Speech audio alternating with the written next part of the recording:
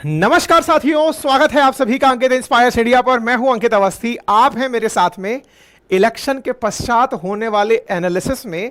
उत्तर प्रदेश भारत का वह राज्य जो सर्वाधिक लोकसभा की सीटें देता है, उस राज्य के ऊपर चुनाव परिणामों का क्या असर पड़ा, इसका विश्लेषण करने। और यह बात इसलिए मायने रखती है क्योंकि वर्तमान में उत्तर प्रदेश के अंदर सियासी उठापटक की तैयारियां चल रही हैं। और मैं ऐसा इसलिए कह रहा हूं क्योंकि इस समय पर बीजेपी के अंदर जिस तरह की तैयारियां चल रही हैं वो सोशल मीडिया पर साफ दिखाई दे रही हैं। हालांकि बीजेपी जानी जाती है इस बात के लिए कि इनके अंदर की जो चीजें हैं वो बाहर तक निकलकर ना आए, लेकिन कयास लगाने वालों का क्या है, दवा के कयास लगाए जा रहे हैं। सारी घटनाएं क्यों उठती हैं, किस तरह से मायने रखती हैं, आज के सेशन में चर्चा होगी। जैसा कि आप जानते हैं कि उत्तर प्रदेश के अंदर कहा जाता है कि जिसने उत्तर प्रदेश की लोकसभा सीटों पर नियंत्रण पा लिया, समझो उसने सरकार में अपना पैर लगा लिया कि अब वो सरकार में कहीं ना कहीं किसी ना किसी तरह से मायने रखेगा। अगर बेहतर परफॉर्म कर गया तो सरकार बनाएगा, और अगर अपोजिशन में भी बेहतर परफॉर्म कर गया तो मजबूत अपोजिशन बनाएगा। और हुआ भी यही। इस बार के लोकसभा परिणामों में 33 सीटें ही जीतने में कामयाब हुई 80 में से बीजेपी, जो कि वर्तमान में सत्तारूढ़ पार्टी है, जो वहां पर अपना मुख्यमंत्री बनाकर चल रही है। वहीं दूसरी ओर विपक्ष की तरफ से समाजवादी पार्टी और कांग्रेस ने बेहतरीन प्रदर्शन करते हुए जोड़ी में, यानी कि राहुल गांधी और अखिलेश यादव, इन दोनों की जोड़ी में 43 सीटें जीतने में कामयाबी पाई। ऐसे स्थिति में सत्तारूढ़ पार्टी के मुख्यमंत्री का पद बरकरार रहेगा या नहीं, क्योंकि लोकसभा जो कि मध्यावधि चुनाव की तरह कंसीडर किए जा सकते हैं, क्योंकि 2022 की विधानसभा के बाद 27 में विधानसभा चुनाव होंगे, 24 में लोकसभा चुनाव होते हैं, और उसमें जनता का इस तरह का रवैया कि वो सत्तारूढ़ पार्टी को सिरे से खारिज कर दे और उन्हें मात्र 80 में से 33 सीटें दे, ये अपने आप में विवश करता है पार्टी और संगठन को सोचने के लिए कि क्या योगी आदित्यनाथ से संगठन खफा है, या फिर संगठन का सरकार के रूप में कोई असर नहीं है, या संगठन का जनता पर असर नहीं है। यह बात और ज्यादा महत्वपूर्ण हो जाती है जब इलेक्शन प्रचार के दौरान, जब केजरीवाल बाहर निकलकर जेल से आए थे, उस समय उन्होंने आते ही एक बयान देकर के सरगर्मी तेज कर दी थी कि आदित्यनाथ जी, आप मुझे हटाने का प्लान कर रहे हैं, आपकी पार्टी आपको हटाने का प्लान कर रही है, आप उनसे झगड़िए, मेरी बातों को क्यों लेकर निकल रहे हैं। यह बात अब लोगों को ज्यादा याद आ रही है। कहीं ऐसा तो नहीं कि सत्ता परिवर्तन के लिए केजरीवाल जी की जो बात है वो इस समय सही निकल रही हो। अखिलेश यादव जी का इस समय एक ट्वीट गजब वायरल हुआ है, और उसमें वो केशव प्रसाद मौर्य जी को इनडायरेक्टली तंज करते हुए कह रहे हैं कि मानसून ऑफर है, 100 लाओ सरकार बनाओ। 100 लाओ सरकार बनाओ बिना किसी को टैग किए, बिना किसी का नाम लिए। यह बात सीधी जाकर पड़ती है केशव प्रसाद मौर्य जी पर, जो कि हाल ही में अपने बयानों से सरकार में आदित्यनाथ जी के प्रति अविश्वास सा व्यक्त करते दिखाई दे रहे हैं। क्योंकि हाल ही में इनके बयान और इनके संगठन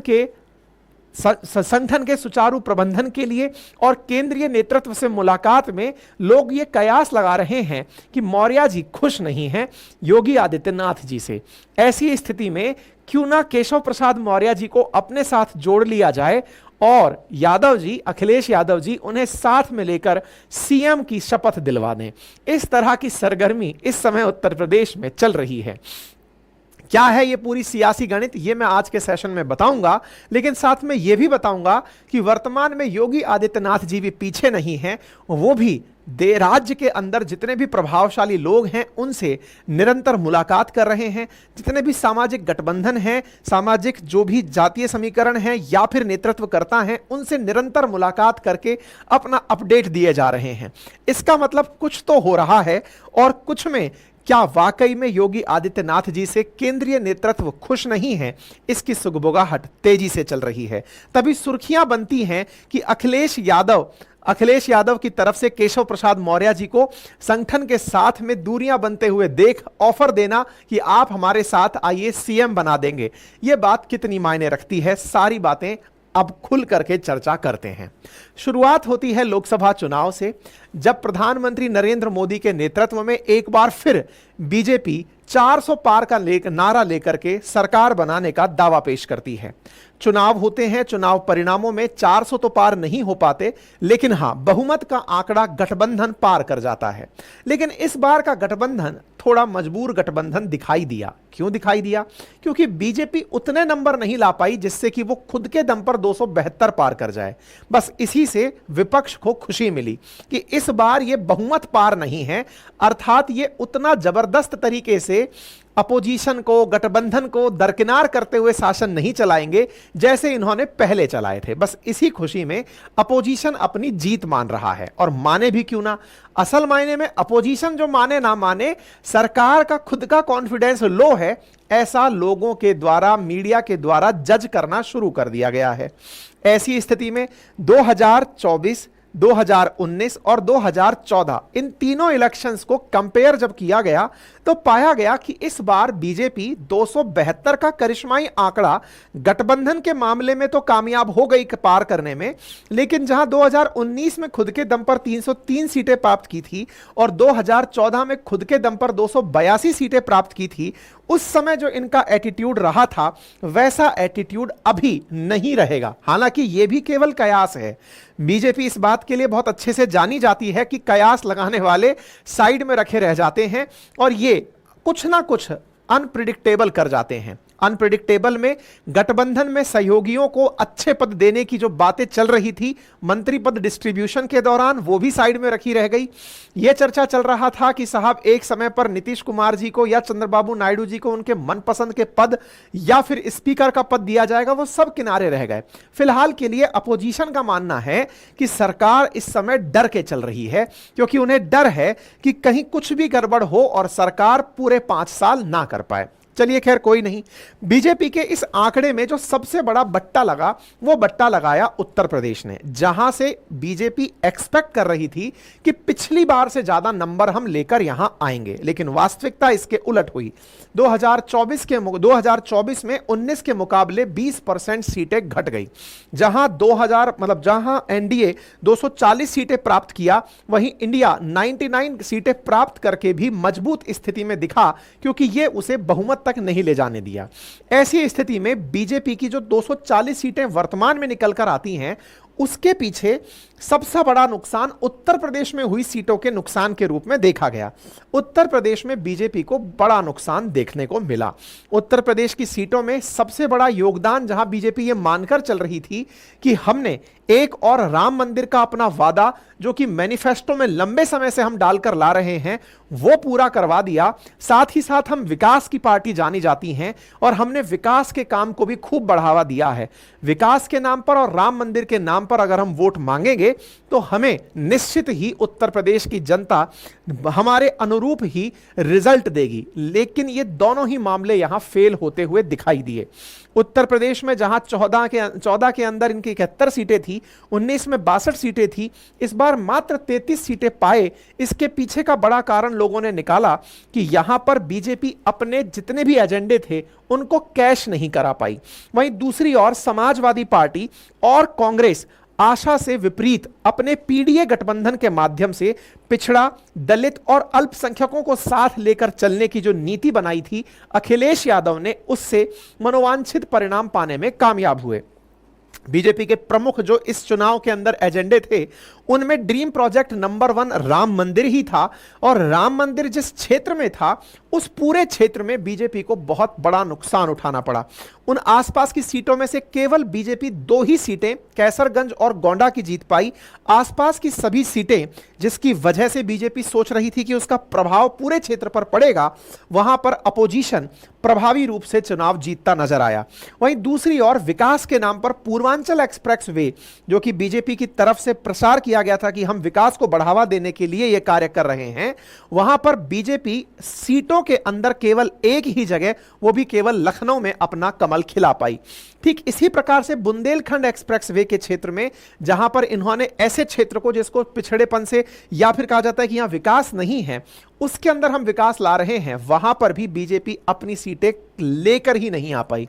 ये तीनों चीजें जब फेल मारी और एनालिसिस शुरू होने लगा कि अल्टीमेटली क्या कारण रहे जिनसे बीजेपी को इस नुकसान का सामना करना पड़ा, तो सबसे पहला कारक निकलकर आया जातिवाद का। पीडीए गठबंधन बहुत हावी रहा। पिछड़ा, दलित और अल्पसंख्यक का जो अखिलेश के द्वारा बनाया गया समीकरण था वो योगी के समीकरण पर हावी हो गया। दूसरी तरफ बीजेपी के लिए कहा जाता है कि ये राम मंदिर मामले को इसलिए प्रमोट करती है सो दैट ध्रुवीकरण हो और ध्रुवीकरण से पूरे हिंदू एक होकर बीजेपी को वोट दें, ऐसा इनका टिकट नहीं चला। और तीसरा, जिन सांसदों को दोबारा टिकट दिया गया उनसे वहां के लोकल लोग खुश नहीं थे। यह पहला एनालिसिस निकला, लेकिन बाद के हुए एनालिसिस में निकला कि जो युवा था वो पेपर लीक से और परीक्षाओं के नाम पर जो हो रही धांधली हैं इनसे बड़ा व्यथित था। साथ ही साथ सेना के अंदर अग्निवीर जैसी योजनाओं का आना यह भी उत्तर प्रदेश के अंदर लोकसभा सीटों पर बड़े नुकसान के रूप में दिखाई दिया। परिणाम निकला उत्तर प्रदेश के रिजल्ट्स के रूप में कांग्रेस और सपा की जो जुगलबंदी है वो जबरदस्त तरीके से हिट रहती है, अखिलेश का पीडीए फैक्टर चलता है और यहां पर बीजेपी बैकफुट पर हो जाती है। बीजेपी के बैकफुट पर होने के बाद भविष्य में अखिलेश का और राहुल का इनका तो गठबंधन आगे चलना तय है, लेकिन वर्तमान में बीजेपी खुद के साथ क्या करेगी, इस रिजल्ट के बाद वो कैसे खुद को सोचेगी, बिकॉज 2027 में फिर जब विधानसभा चुनाव होगा और उससे पहले 10 सीटों के लिए बाई इलेक्शन होना है, उनमें इनकी क्या रणनीति रहेगी, यह बड़ा मुद्दा बनकर फिलहाल उत्तर प्रदेश की राजनीति में तैर रहा है। इसी दौर में उत्तर प्रदेश की राजनीति में जिम्मेदारी किसके ऊपर दी जाए, किसकी रणनीति फेल हुई, इस विषय पर क्या योगी आदित्यनाथ फेल हुए या फिर अखिलेश यादव का ओबीसी कार्ड चला, और अखिलेश यादव का ओबीसी कार्ड चला तो ऐसी स्थिति में योगी आदित्यनाथ का ओबीसी कार्ड क्यों नहीं चला, या बीजेपी का जो केशव प्रसाद मौर्य जी हैं वो जो ओबीसी का एक बड़ा चेहरा है वो क्यों नहीं चला। साथ ही साथ मल्लिकार्जुन खड़गे जी भी अपने नेतृत्व में बीजेपी कांग्रेस के अंदर उत्तर प्रदेश में बढ़िया परफॉर्मेंस दिलाने में कामयाब हुए। तो इन सभी चीजों से एक ही कयास निकलता है कि अल्टीमेटली हार का ठीकरा किस पर फोड़ा जाए। हार का ठीकरा क्या योगी आदित्यनाथ जी के ऊपर फोड़ दिया जाए, क्योंकि आप ही के प्रेजेंस में सत्ता चल रही थी, आपकी सरकार के द्वारा जो कार्य डिलीवर किए गए क्या वो कार्य जनता को रास नहीं आए, क्या आपकी ही पार्टी के संगठन के कार्यकर्ताओं को आपके कार्य पसंद नहीं आए, क्या लोगों ने आपके कार्यों को उस रूप में नहीं लिया कि वो उसे वोट में कन्वर्ट कर सके। ये सारे सवाल ले दे करके आदित्यनाथ जी से अब पूछे जा रहे हैं। हालांकि इन सवालों में सबसे बड़ा सवाल पार्टी से ही उठना शुरू हुआ है। कैसे? असल मायने में जब 403 सीटों के लिए विधानसभा चुनाव यहां पर हुए और उन चुनावों के अंदर बीजेपी ने 2022 में बेहतरीन परफॉर्मेंस दिया, उस परफॉर्मेंस के बावजूद भी वर्तमान में अपोजिशन के रूप में रहते हुए भी समाजवादी पार्टी और कांग्रेस इतना अच्छे से लोकसभा में परफॉर्म कर गई, तो इससे केवल योगी आदित्यनाथ जी के ऊपर ही सवाल नहीं उठे, अपितु सवाल प्रधानमंत्री मोदी पर भी उठे। वो इसलिए भी उठे क्योंकि प्रधानमंत्री मोदी अपनी वाराणसी सीट से भी बड़े फ्लाइंग कलर्स के साथ जीत कर नहीं आए। अर्थात यह भी माना गया कि Yogi Adityanath as a CM तो अपने पद पर कामयाब हैं, लेकिन उनकी वजह से लोकसभा सीटें कन्वर्ट नहीं हुई।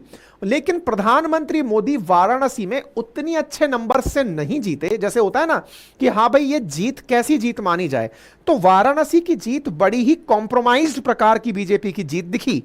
इससे कयास लगने लगे कि कहीं ना कहीं आरएसएस और बीजेपी के बीच सब कुछ ठीक नहीं चल रहा है।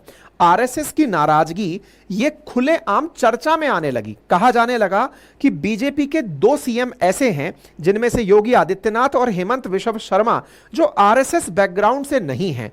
उनमें से योगी आदित्यनाथ जिस राज्य में सीएम हैं वहां पर बीजेपी को हुए नुकसान से संभवतया आरएसएस नाराज है। और आरएसएस नाराज है, इसकी नाराजगी का एक और तथ्य यह दिया गया कि जहां 15 जून को योगी आदित्यनाथ जी से मिलने का, योगी आदित्यनाथ जी ने मोहन भागवत जी जो कि आरएसएस चीफ हैं, इनसे मुलाकात का जो समय मांगा था वो उन्हें समय नहीं दिया गया। आरएसएस चीफ इनसे नहीं मिले। इससे चुनावी गलियारों में समीकरण लगने लगा कि आरएसएस कहीं ना कहीं बीजेपी से या आदित्यनाथ जी से भी खुश नहीं है। कहीं ऐसा तो नहीं कि कुल मिलाकर के Uttar Pradesh Apple of Discord हो गया है, विवाद की जड़ हो गया है। क्या इसकी वजह से प्रधानमंत्री मोदी, योगी आदित्यनाथ जिनके नेतृत्व में यह तीसरी बार का चुनाव लड़ा गया, उस चुनाव में एनालिसिस के दौरान कहीं यह कंक्लूजन तो ना निकाला जाए कि कहीं इनके नेतृत्व को जनता ने नकार दिया? इसी का एनालिसिस फिलहाल उत्तर प्रदेश में चल रहा है।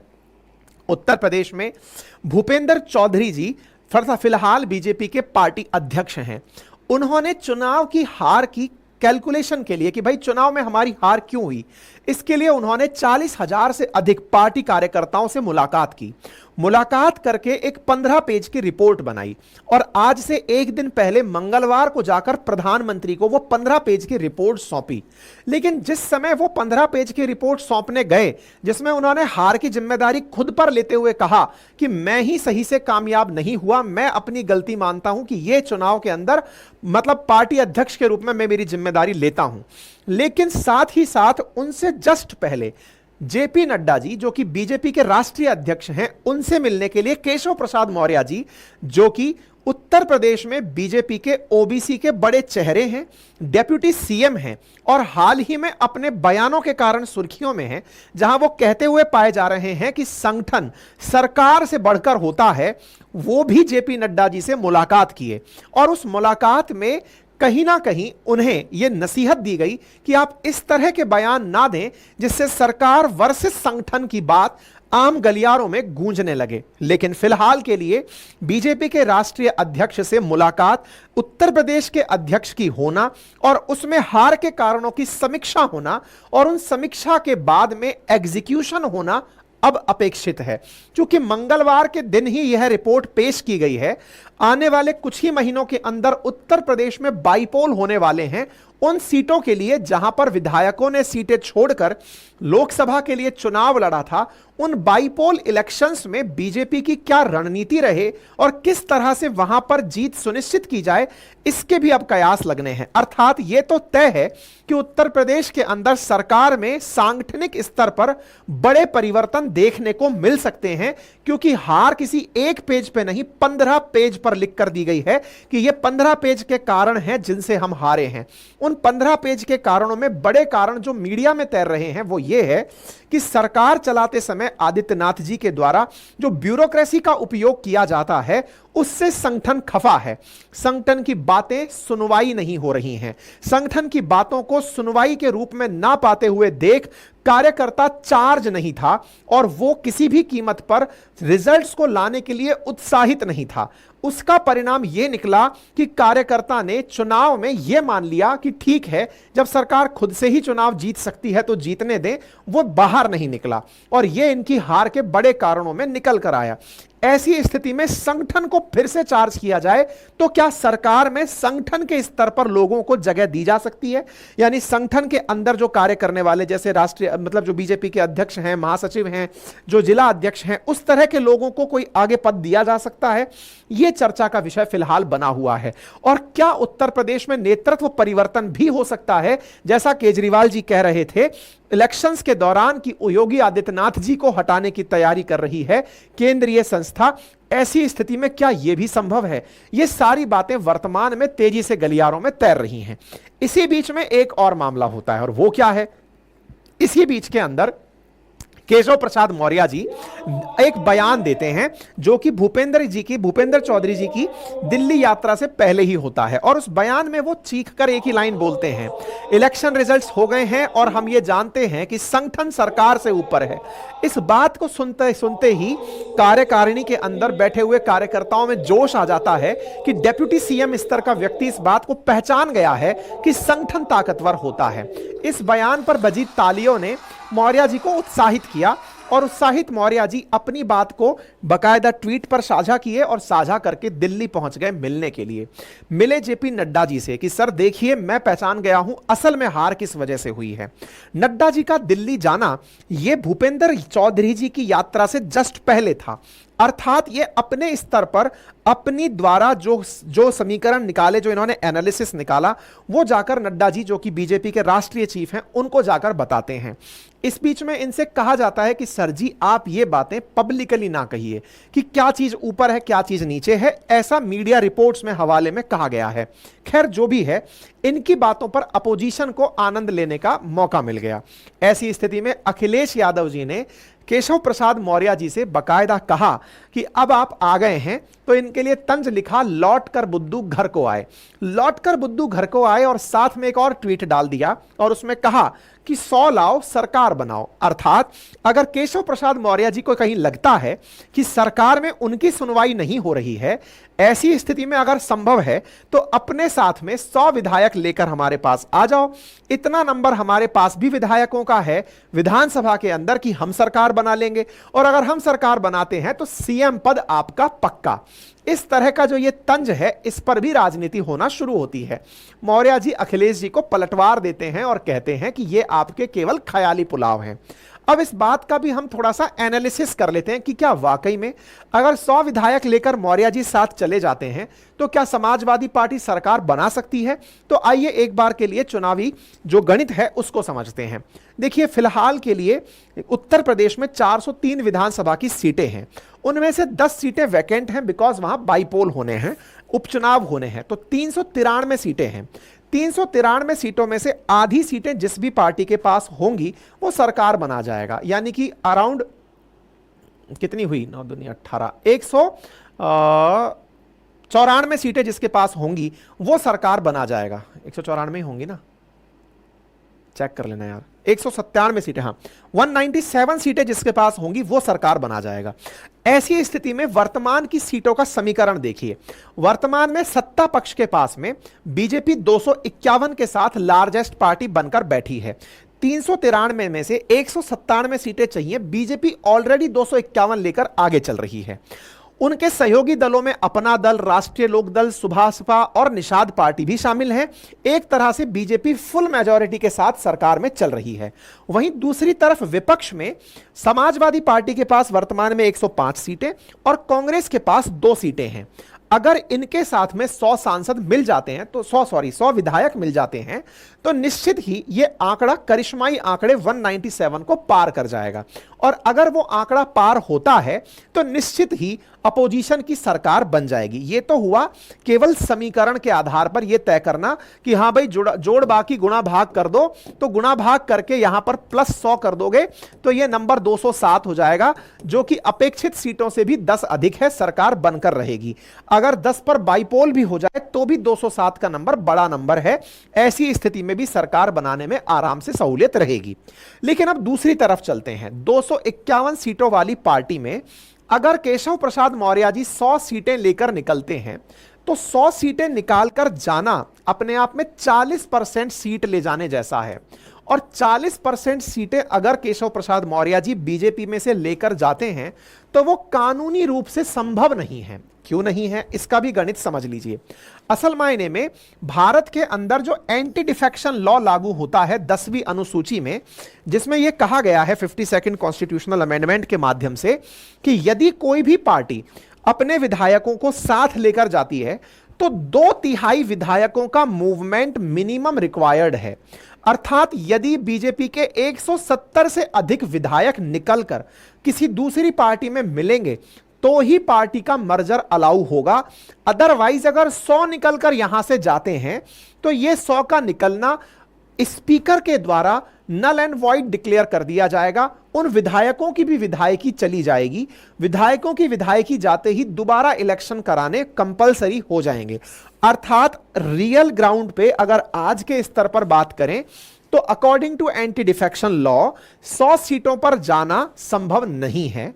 संभव इसलिए नहीं है क्योंकि यह 40% के आसपास नंबर है और इतने नंबर पर एंटी डिफेक्शन लॉ लग जाता है, विधायकों की विधायकी रद्द हो जाती है, तो इनका जाने का कोई अर्थ नहीं रह जाता है। लेकिन फिर एक बड़ा सवाल बनता है कि तो सर ये वाली लाइन फिर बोली क्यों गई? ये वाली लाइन केवल और केवल पार्टी में फूट डलाने के लिए बोली गई कि अगर ऐसा है तो केशव प्रसाद मौर्य जी और योगी आदित्यनाथ जी के बीच में खाई बड़ी कर दी जाए।